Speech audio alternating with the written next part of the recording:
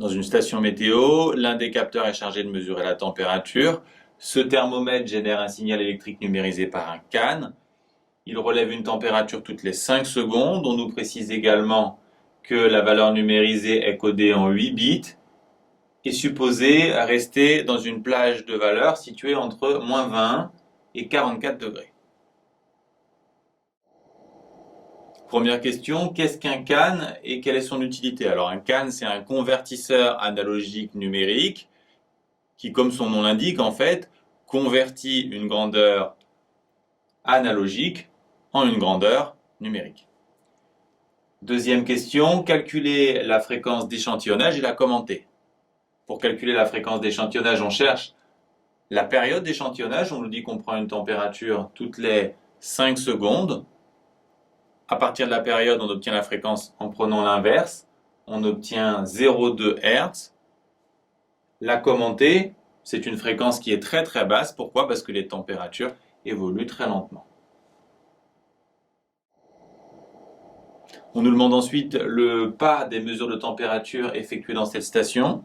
Il suffit d'appliquer la formule du cours. Je vous rappelle que le pas, c'est la plage des valeurs divisée par le nombre de valeurs permises par le codage.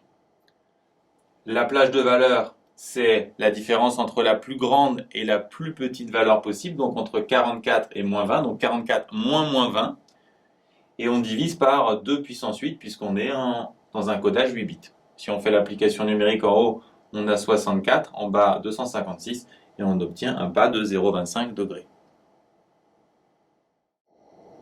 Si à un moment donné, le capteur mesure une température de 27 degrés 2, quelle valeur retiendra le thermomètre pour la transmission? Alors, il faut avoir en tête que notre pas c'est 0,25 degrés et que la valeur minimum c'est moins 20 degrés. Donc on va avancer de 0,25 en 0,25 et se demander quelle sera la valeur la plus proche de 27,2. Et la plus proche de 27,2, ça sera 27,25 degrés. On nous demande ensuite le nom de cette étape, c'est tout simplement la quantification. Toujours pour cette même température, quel sera le signal en binaire envoyé par l'émetteur à la centrale météo? C'est une question clairement plus difficile. Ce qu'il faut comprendre, c'est que la première chose à repérer, c'est de combien de pas on s'est décalé par rapport à la valeur minimale. Je vous rappelle que la valeur mesurée c'est 27,2 et la valeur retenue c'est 27,25. On va regarder de combien de pas on s'est décalé par rapport à la valeur minimale en faisant la différence et en divisant par la mesure d'un pas, ce qui va nous donner 189 pas. En résumé, on est 189 pas au-dessus de la valeur minimale. Il ne nous reste plus qu'à coder les 189 en binaire. On a déjà vu la méthode dans le cours. On va commencer par construire un tableau en partant à droite de 1 et en multipliant successivement par 2 pour construire les puissances de 2. Et on construit un tableau à 8 cases. Pourquoi? Parce qu'on travaille en 8 bits.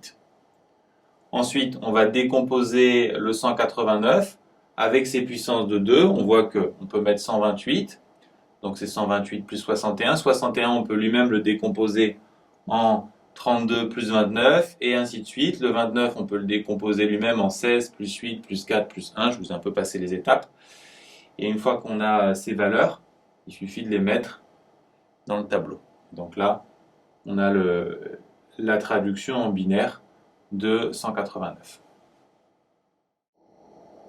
Dernière question, si à la centrale de météorologie, vous recevez depuis cette station le signal binaire suivant, à l'intérieur de quel intervalle se trouve la température au niveau de la station? Bon, la première chose qu'on va faire, c'est traduire ce signal en binaire. On construit un tableau comme précédemment, et donc ce nombre en binaire correspond à 64 plus 32 plus 16 plus 2, ce qui nous fait 114. Qu'est-ce que ça signifie? Ça signifie qu'on est 114 pas au-dessus de la valeur minimale. Si on fait le calcul, on obtient 8,5 degrés.